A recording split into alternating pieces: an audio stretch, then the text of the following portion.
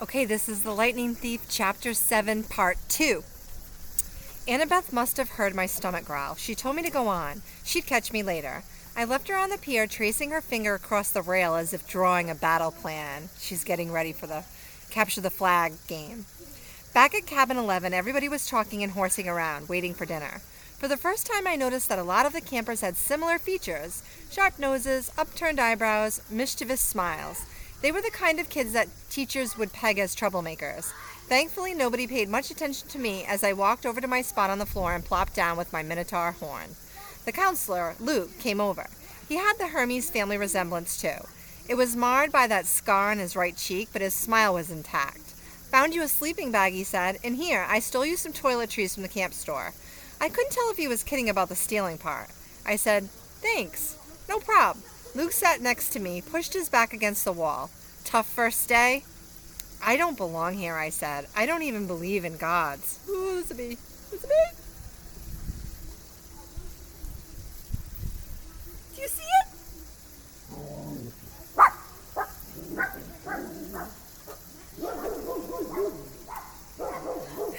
It's gone. Where was I? I don't even believe in gods. Yeah, he said, that's how we all started. Once you start believing in them, it doesn't get any easier. The bitterness in his voice surprised me because Luke seemed like a pretty easygoing guy. He looked like he could handle just about anything. "So your dad is Hermes?" I asked.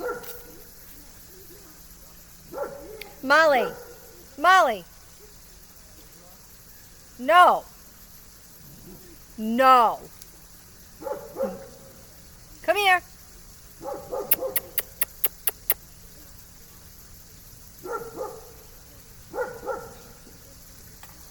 What am I gonna do? She won't stop. She just won't stop. Molly! No more barking. No more.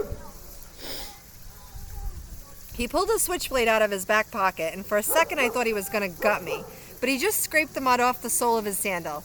"Yeah, Hermes, the wing-footed messenger guy. That's him. Messengers, medicine, travelers, merchants, thieves. Anybody who uses the roads. That's why you're here, enjoying Cabin 11's hospitality. Hermes isn't picky about who he sponsors." I figured Luke didn't mean to call me a nobody. He just had a lot on his mind. "You ever met your dad?" I asked. "Once." I waited, thinking that if he wanted to tell me, he'd tell me. Apparently he didn't. I wondered if the story had anything to do with how he got his scar. Luke looked up and managed a smile. "Don't worry about it, Percy. The campers here, they're mostly good people.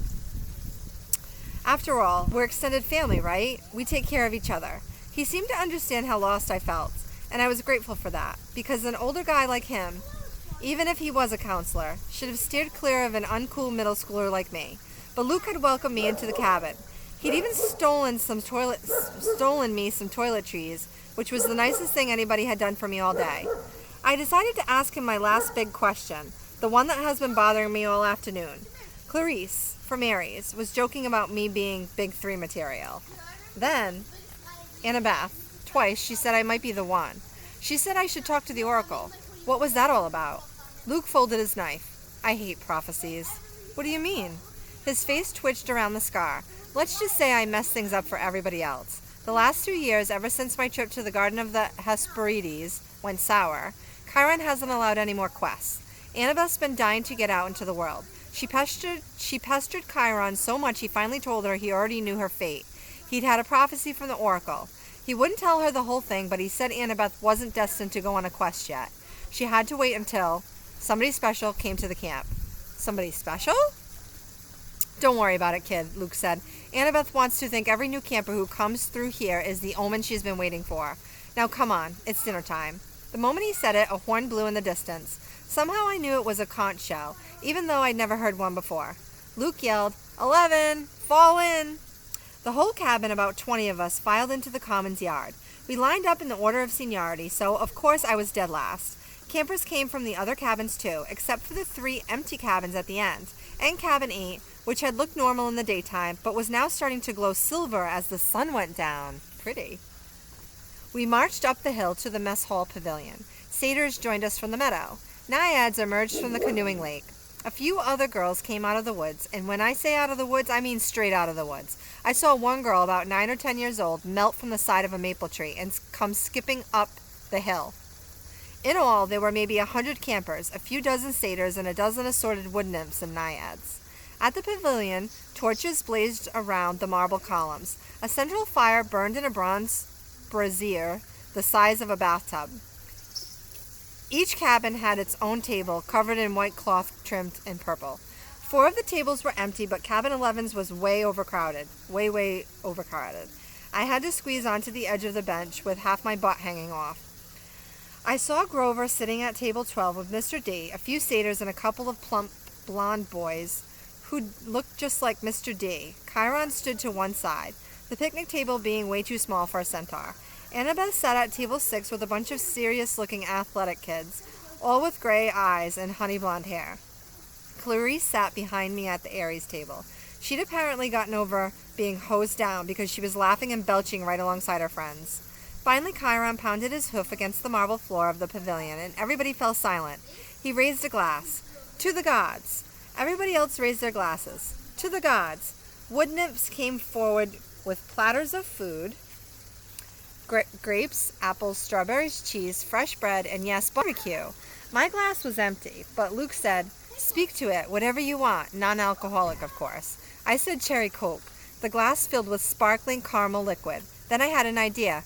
Blue cherry Coke. The soda turned a violet shade of cobalt. I took a cautious sip. Perfect. I drank a toast to my mother.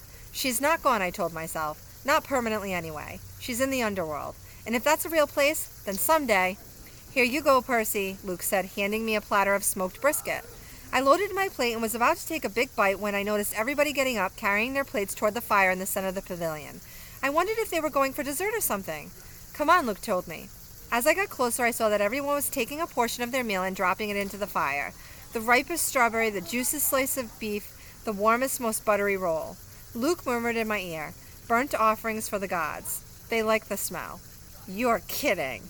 His look warned me not to take this lightly, but I couldn't help wondering why an immortal, all-powerful being would like the smell of burning food.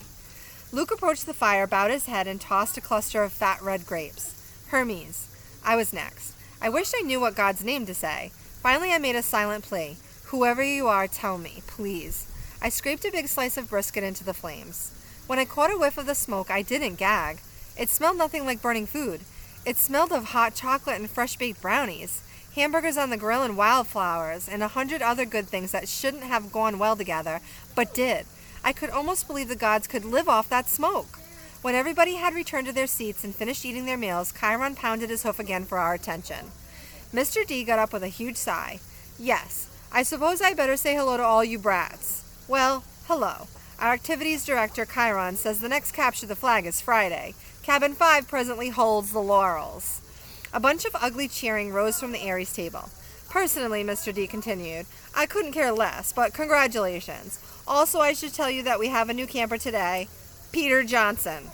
Chiron murmured something. Percy Jackson, Mr. D corrected. That's right, hurrah and all that. Now run along to your silly campfire. Go on. Everybody cheered. We all headed down to the amphitheater, where Apollo's cabin let us sing along. We sang camp songs about the gods and ate s'mores and joked around, and the funny thing was, I didn't feel that anyone was staring at me anymore. I felt that I was home. Later in the evening, when the sparks from the campfire were curling into a starry sky, the conch horn blew again, and we all filed back to our cabins. I didn't realize how exhausted I was until I collapsed on my borrowed sleeping bag. My fingers curled around the Minotaur's horn.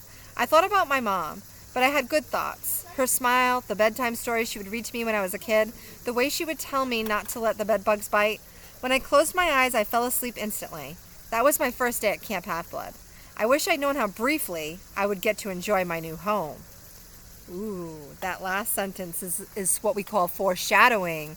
So that's a little clue that something is going to ruin his, peaceful time right now. So I wish I'd known how briefly I would get to enjoy my new home. So I wonder what that means. But you wait till you watch the next one. The next one is Capturing the Flag. It's such an awesome game. Wait till you read it, okay? All right, have a good day. Miss you.